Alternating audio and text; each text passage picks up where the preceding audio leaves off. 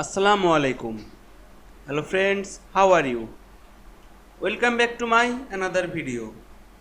In this video, I am going to show you how to add gradient outline to text in PowerPoint. Let's get started. At first, open your PowerPoint presentation, then go to the PowerPoint slide. Firstly, select the text and go to the shape format menu. Then go to the text effect drop down menu and text format. Then go to the text outline drop down menu and choose gradient line.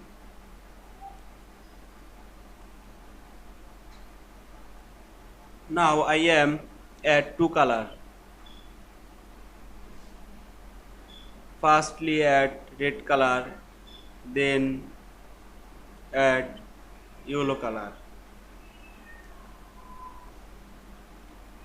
then change direction, increase angle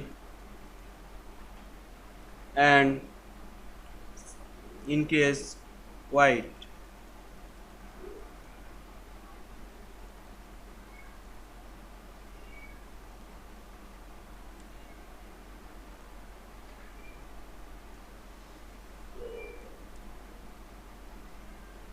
Here we can see add gradient outline to text in PowerPoint very easily.